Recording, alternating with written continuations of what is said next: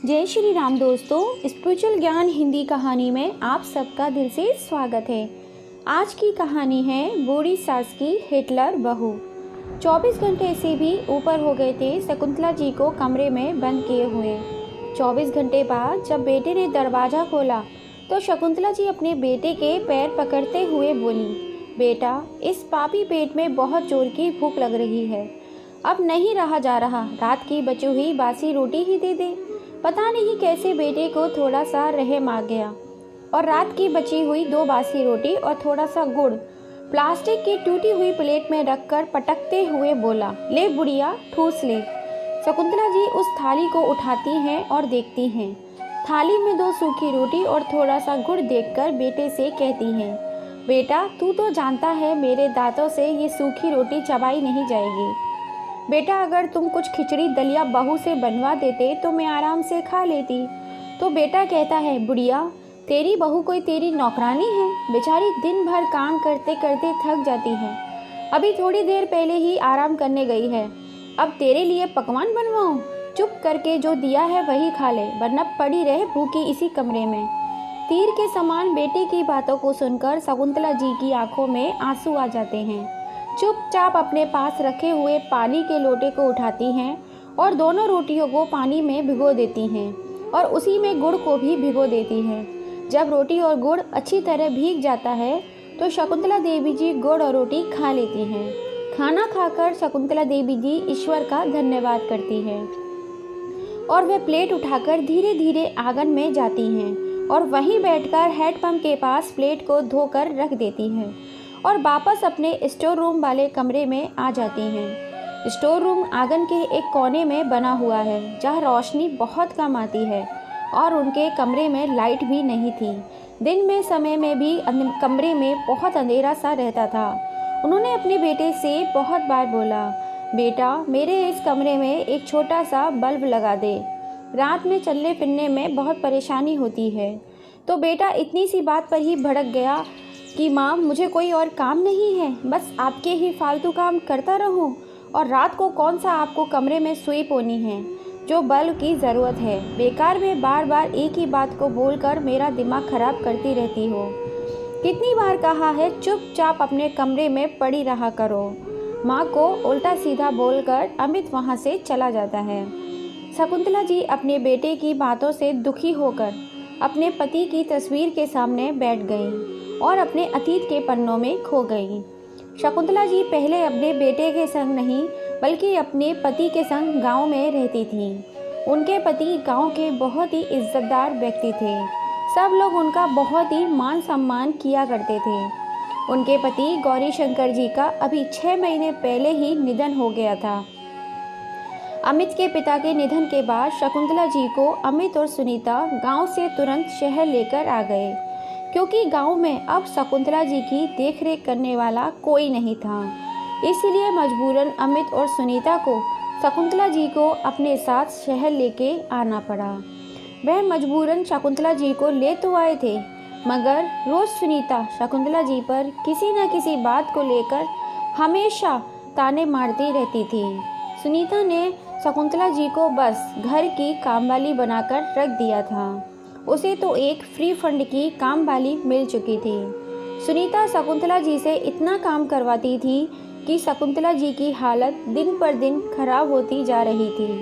वह अपने बहू बेटे से परेशान होकर शकुंतला जी वापस अपने गांव चली गई। गांव जाने के बाद भी शकुंतला जी को सुख नसीब नहीं हो पाया। अब पति तो रहे नहीं थे और बेटा पैसे देता नहीं था, तो एक एक पैसे के लिए मोहताज हो गई थी। गांव के आस पड़ोसी के लोग खाने पीने में मदद कर दिया करते थे, लेकिन वह भी कितने दिन तक मदद करते। थक हार कर एक दिन शकुंतला जी ने अपने बेटे अमित को फ़ोन किया। बोली, बेटा अमित, इस पापी पेट को पालने के लिए 2 वक्त की रोटी तो सबको ही चाहिए होती है, और आजकल थोड़ी तबीयत भी ठीक नहीं रहती है। वह तो आस पड़ोसी वाले थोड़ा बहुत मान सम्मान में खाना दे जाते हैं, उससे मेरा गुजारा चल रहा है, लेकिन बेचारे वह कितने दिन तक मेरी मदद कर पाएंगे, उनकी भी अपनी गृहस्थी है। इसलिए बेटा, तू हर महीने थोड़े से पैसे भेज देता तो अच्छा रहता। आज पास पड़ोस वाले बहुत ही अच्छे हैं। कुछ दिन पहले मेरी तबीयत खराब हो गई थी तो डॉक्टर को भी दिखाने के लिए ले गए थे। तू चिंता मत करना, मैं यहाँ पर बिल्कुल ठीक हूँ। सुनीता भी अपने पति अमित के पास खड़ी हुई शकुंतला जी की बातें सुन रही थी। तभी उसने अमित से कहा, अमित, अपनी माँ से कहो कि गांव वाला घर बेच दे और यहाँ पर चली आए। कब तक वहाँ अकेले पड़ी रहेंगी? अमित भी आश्चर्य से सुनीता से बोला, तुम तो माँ के साथ रहना नहीं चाहती थी, फिर आज अचानक से माँ पर रहम कैसे आ गया? सुनीता बोली, अरे वह तो मैं अब भी रहना नहीं चाहती। वह तो तुम्हारे गांव का जो घर है उसे बेचकर जो पैसे आएंगे उससे हम यहाँ शहर में एक बड़ा सा घर खरीद लेंगे। अमित को भी सुनीता का यह आइडिया बहुत ही अच्छा लगा और उसने अपनी माँ शकुंतला जी से कहा, माँ, तुम अकेले वहाँ कब तक रहोगी? हमें यहाँ अच्छा नहीं लगता। तुम यहाँ हमारे साथ आकर क्यों नहीं रहती हो फिर से? अब तो तुम्हारी बहू भी राजी है तुम्हें रखने के लिए, और फिर तुम जानती हो कि मैं इतना नहीं कमाता कि यहाँ का और गांव का दोनों खर्चा एक साथ उठा सकूँ। अभी आप एक काम क्यों नहीं करती हो? गांव का घर बेच के यहाँ क्यों नहीं आ जाती? हमेशा हमेशा के लिए हमारे पास। कब तक आपके पड़ोसी आपकी मदद करते रहेंगे? इतना कहते ही अमित ने फ़ोन रख दिया। फ़ोन रखते ही सुनीता बोली, अमित, तुम्हारी माँ का बोझ मैं नहीं उठा सकती, मैं पहले ही कह देती हूँ। वह तो गांव वाला घर बेचना था तो उन्हें यहाँ आने का लालच देना पड़ा। बकरी को हलाल करने के लिए चारा तो डालना ही पड़ता है। अमित बोला, सुनीता, तुम फिक्र मत करो, मैं माँ का इंतज़ाम कहीं और कर दूंगा। और उधर दूसरी तरफ शकुंतला जी अपने बेटे के प्यार से बोले गए शब्दों से पिघल गई। उन्हें लगा शायद मेरे यहाँ आने से बहू बदल गई होगी, उसे मेरी थोड़ी सी अहमियत समझ में आ गई होगी। इसीलिए तो बहू बेटे दोनों कह रहे थे कि माँ यहाँ आ जाओ, और फिर मैं भी यहाँ अकेले कब तक पड़ोसियों के सहारे रहूँगी। शकुंतला जी ने जल्दी से घर बेचने के लिए गांव के जमींदार के यहाँ अपील कर दी। शकुंतला जी के 2 बेटे थे। अमित से छोटा एक और बेटा था जिसका नाम था दीपक। एक बार गौरी शंकर जी ने उसे किसी बात पर बहुत ज़्यादा डांट दिया था। इसी कारण वह नाराज होकर घर छोड़कर चला गया था। उस घर से गए हुए 10 साल हो चुके थे। गौरी शंकर जी ने उसे ढूंढने की बहुत कोशिश की पर उसका कहीं पता नहीं चला। उसी की याद में शकुंतला देवी जी हर रोज़ छुप छुप कर आंसू बहाया करती थी। एक बेटा तो छोड़कर चला गया और दूसरा बेटा नौकरी करने के लिए शहर चला गया और शहर में ही शादी कर बस गया। गौरी शंकर जी जब तक जिंदा थे तब तक तो शकुंतला जी को किसी भी बात की कोई चिंता नहीं थी। गौरी शंकर जी शकुंतला जी का बहुत ही ध्यान रखते थे। दोनों पति पत्नी पूजा पाठ में हमेशा अपना ध्यान लगाए रखते थे। परंतु गौरी शंकर जी के देहांत के बाद शकुंतला जी बिल्कुल ही अकेले हो गई थी।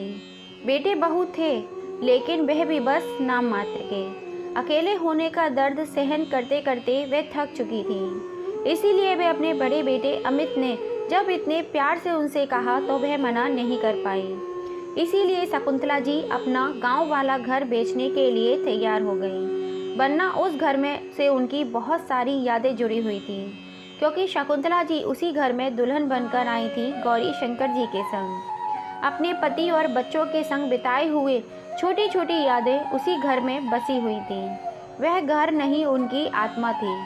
उस घर में उन्हें हमेशा अपने पति के होने का एहसास होता था। वहाँ कभी भी वे अपने आप को अकेला महसूस नहीं करती थी। उन्हें हमेशा लगता था कि गौरी शंकर जी उन्हीं के साथ हैं। शकुंतला जी का घर बहुत बड़ा था, इसीलिए अच्छे खासे दामों में बिक गया और शकुंतला जी अपना पूरा सामान पैक करके अपने पड़ोस में रहने वाले श्याम के संग, जो उनके बेटे के समान था, उस बेटे के साथ शहर के लिए रवाना हो गई। अमित और सुनीता पैसों की लालच में शकुंतला जी की राह देखने लगे। दूसरे दिन शकुंतला जी श्याम के संग शहर पहुंच गईं। शकुंतला जी को श्याम पैसों से भरा हुआ बैग उनके हाथ में देकर बोला, अम्मा, यह लीजिए आपकी अमानत। अमित बोला, माँ कहाँ संभाल पाएगी इन पैसों को, लाओ मुझे दे दो, मैं लॉकर में रख देता हूँ। शकुंतला जी ठहरी सीधी सादी गांव की महिला। उन्हें भी अपने बेटे की बातों पर विश्वास हो गया, इसीलिए वे श्याम से बोली, हाँ बेटा, अब तो मुझे यहीं रहना है, यह बैग तुम अमित को दे दो। शकुंतला जी बोली, बेटा, वैसे भी जो मेरा है वह मेरे दोनों बच्चों का ही है। दीपक का तो कुछ अता पता है नहीं, अब जो भी है वो सब अमित का ही है। श्याम पैसों वाला बैग अमित को पकड़ा देता है और वहाँ से वापस अपने गांव के लिए रवाना होने लगा। शकुंतला जी बोली, बेटा, गांव की बहुत याद आएगी। मेरा तो कभी भी मन नहीं था शहर आने का, मगर मजबूरी में मन मारकर आना पड़ा। श्याम बोला, अम्मा, हमें भी आपकी बहुत याद आएगी। आपसे ही तो हमारे गांव में रौनक थी। इधर अमित और सुनीता को जो चाहिए था वह उन्हें मिल चुका था। दोनों के हाथों में पैसों से भरा हुआ बैग लग चुका था, इसीलिए दोनों की खुशी का ठिकाना नहीं रहा। लेकिन शकुंतला जी के लिए यह खुशी सजा बनने वाली थी। 2 दिन के बाद शकुंतला जी का चश्मा कहीं खो गया था। वे अपना चश्मा ढूंढ रही थी तो वह सुनीता से बोली, बहू, तुमने मेरा चश्मा कहीं देखा है? सुनीता बोली, माँ, कब से देख रही हूँ आपको, आपसे खुद का एक चश्मा नहीं संभाला जाता। मैं क्या आपकी नौकरानी हूँ जो आपकी चीज़ों को संभाल संभाल कर रखूँगी और ढूंढती फिरूँगी? इतने में अमित भी आकर बोला, माँ, क्यों सुबह सुबह सबको परेशान कर रही हो? चश्मा ही तो है, वैसे भी तुमको क्या करना है देखकर? सारे दिन खटिया पर बैठी तो रहती हो, फिर चश्मे का क्या करोगी? अरे नहीं मिल रहा तो बाद में ढूंढ लेना। अपनी बहू को छोटी छोटी बातों पर परेशान मत किया करो, उसके बाद और भी बहुत सारे काम होते हैं। शकुंतला जी बेटे के मुंह से ऐसी बातें सुनकर अपने कमरे में चारपाई पर जाकर बैठ गई और मन ही मन में उन्हें डर लग रहा था कि पिछली बार इन लोगों ने जैसा दुर्व्यवहार मेरे साथ किया था, शायद इस बार भी यही करने वाले हैं। यह दोनों अच्छे होने का मेरे संग शायद ढोंग कर रहे थे।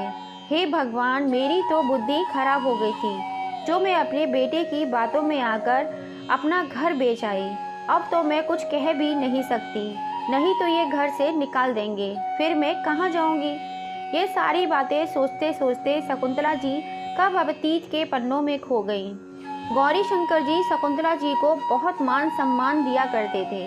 छोटे बड़े हर काम शकुंतला जी से पूछ पूछ कर किया करते थे। अपने घर की महारानी थी शकुंतला जी, लेकिन वही आज अपने बेटे के लिए बोझ बन गई थी। अमित की शादी हो जाने के बाद उसकी गृहस्थी में कभी भी कोई दखल अंदाजी नहीं करती थी शकुंतला जी, और यही दूसरी तरफ सुनीता अपने ससुराल वालों को एक फूटी आँख नहीं देखती थी। सुनीता जब शादी कर कर आई थी तो उसने पहले दिन शकुंतला जी से कह दिया था कि उसने सिर्फ अमित के लिए शादी की है, आप लोगों की सेवा करने के लिए नहीं। उधर बेटे ने भी शकुंतला जी से कह दिया था, माँ, सुनीता को परिवार में रहने की आदत नहीं है, उससे घर के काम और अपनी सेवा की कोई उम्मीद मत रखना। बस मैं पहली और आखिरी बार था जब अमित सुनीता को शादी के बाद गांव लेकर आया था। उसके बाद दोनों ने कभी कदम नहीं रखा गांव में, और ना ही कभी अपने माता पिता को बुलाया अपने पास रहने के लिए। दोनों शहर में आकर ऐसे बसे कि दोनों शहर के ही होकर रह गए। उन्हें कोई मतलब नहीं था कि उनके माँ बाप गांव में कैसे रह रहे होंगे। वह दोनों अपनी ही मस्ती में मस्त थे। पिता के देहांत के बाद भी अपनी माँ पर जरा भी तरस नहीं खाया बेटे और बहू ने। इसीलिए शकुंतला जी पिछली बार का बर्ताव याद करके डर रही थी, क्योंकि पिछली बार तो उनके पास गांव में घर था रहने के लिए, लेकिन इस बार तो उन्होंने अपने बेटे के बहकावे में आकर अपने गांव का घर भी बेच दिया था। अब उनके पास दूसरा कोई रास्ता नहीं था कहीं और जाने का। यही सोचकर घबरा जाती और चुपचाप एक कोने में पड़ी रहती थी। किंतु सुनीता को उनके घर में पड़े रहना भी बर्दाश्त नहीं हो रहा था। सुनीता ने अपनी सास से घर के काम करवाना शुरू कर दिया। घर में काम करने वाली कामवाली को भी उसने निकाल दिया था और झाड़ू पोछा बर्तन खाने का सारा काम अपनी सासू माँ के ऊपर डाल दिया था। बूढ़ी हड्डियों में इतनी भी जान नहीं थी, किंतु फिर भी वह आराम आराम से घर के सारे काम किया करती थी। क्योंकि उनके सामने दूसरा और कोई रास्ता नहीं था। कहते हैं ना, मरता क्या ना करता। रात में थक हार कर चूर हो जाती। अगले दिन फिर काम में लगना पड़ता था। सुनीता सारे घर के बर्तन शकुंतला जी के आगे डाल देती थी। शकुंतला जी सारे बर्तन मांज धोकर रख देती। एक दिन शकुंतला जी रोटी बना रही थी। रोटी बनाते बनाते उनका सर घूमने लगा और रोटी तवे पर थी। तब उन्हें होश आया तो देखा रोटी जल के राख हो गई है और पूरी किचन में धुआं ही धुआं हो गया है। धुएं की बदबू से सुनीता भी तुरंत भागकर किचन में आ गई।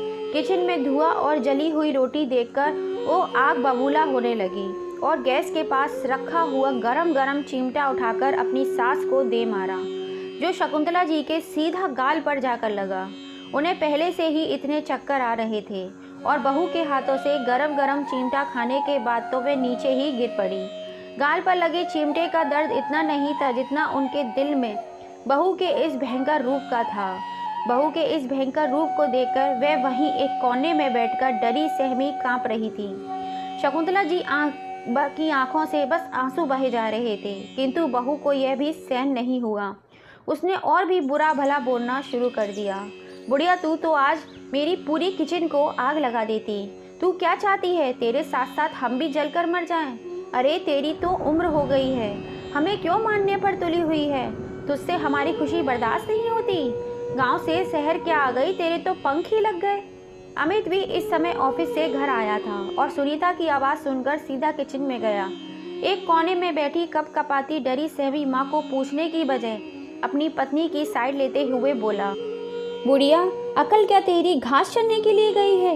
एक काम भी ठीक से नहीं कर सकती तू। अरे देखभाल कर काम किया कर। आज तेरी वजह से पूरे घर में आग लग जाती।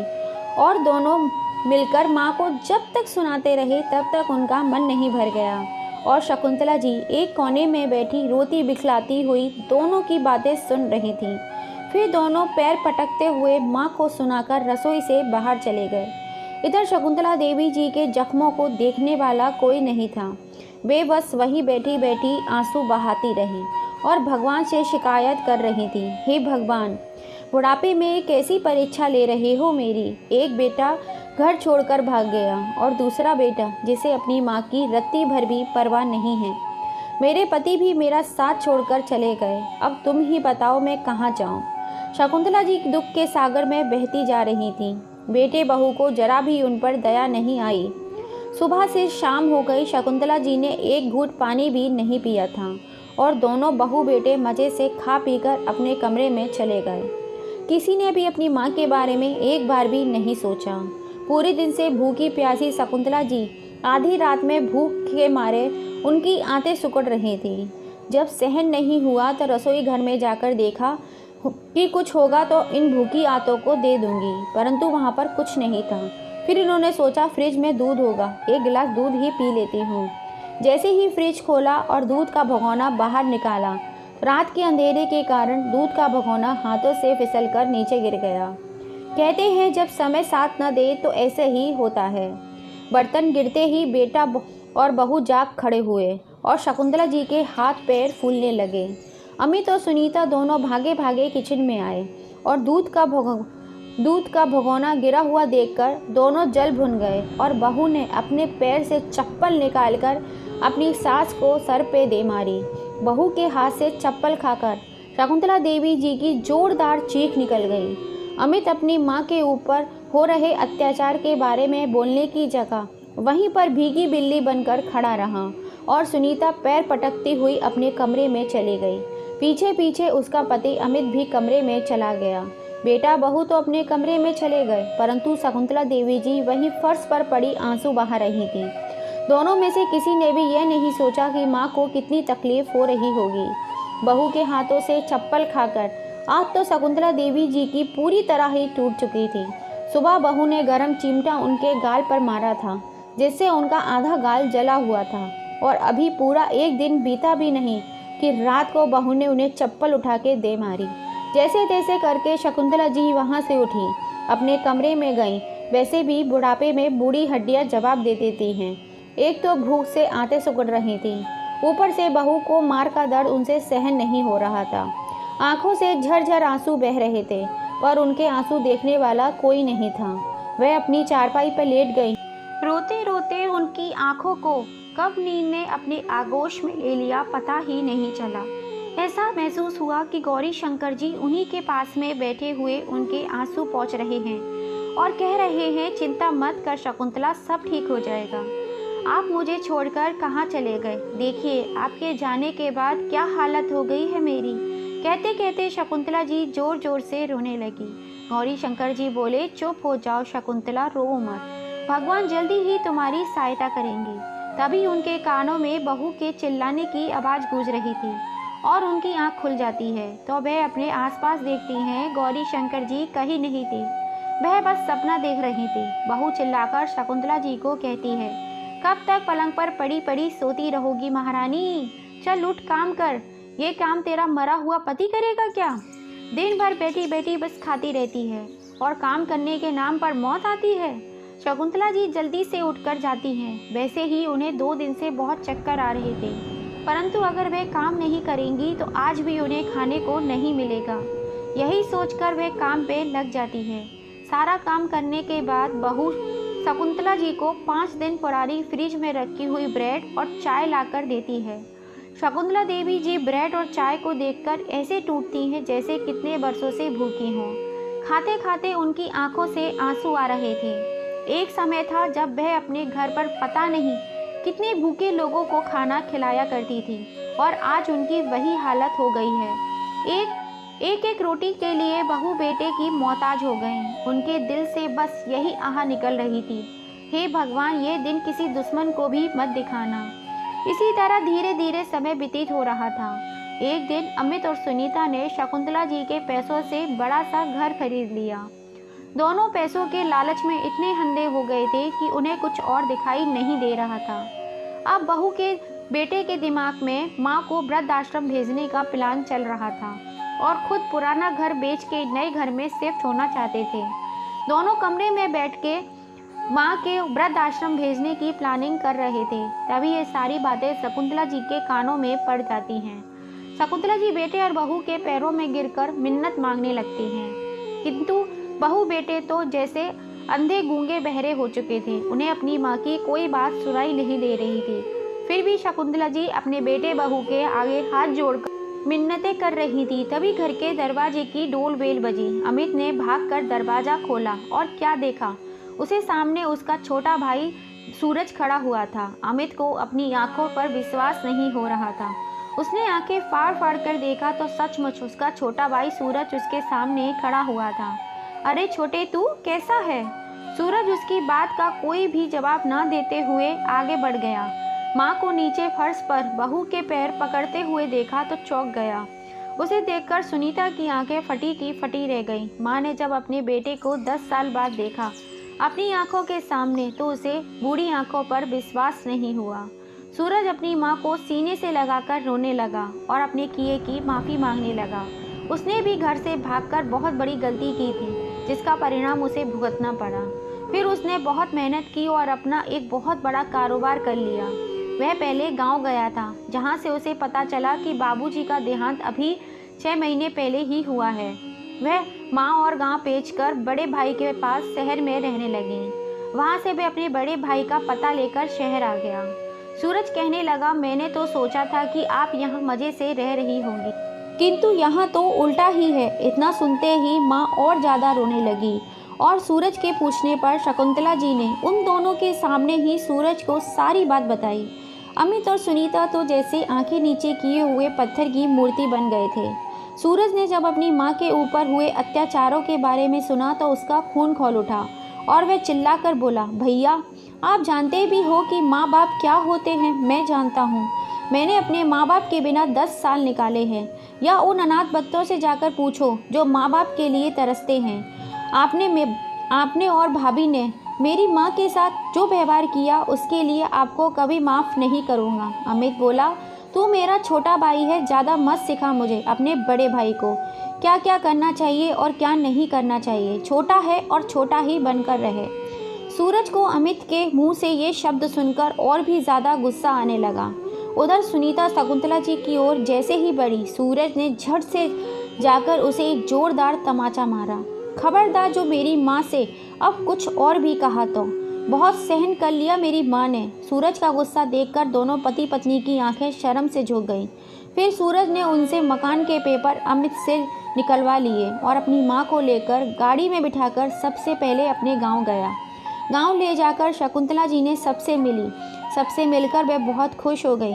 फिर सूरज ने बड़ा वाला शहर का घर बेचकर उसी पैसों से गांव में फिर से घर खरीद लिया और दोनों माँ बेटे मिलजुल कर हंसी खुशी रहने लगे। दोस्तों, आपको ये कहानी कैसी लगी? क्या पत्नी द्वारा अपनी माँ पर किए गए अत्याचारों को अमित को रोकना नहीं चाहिए था? अपनी राय हमें कमेंट करके ज़रूर बताना। फिर मिलेंगे। जय श्री राम।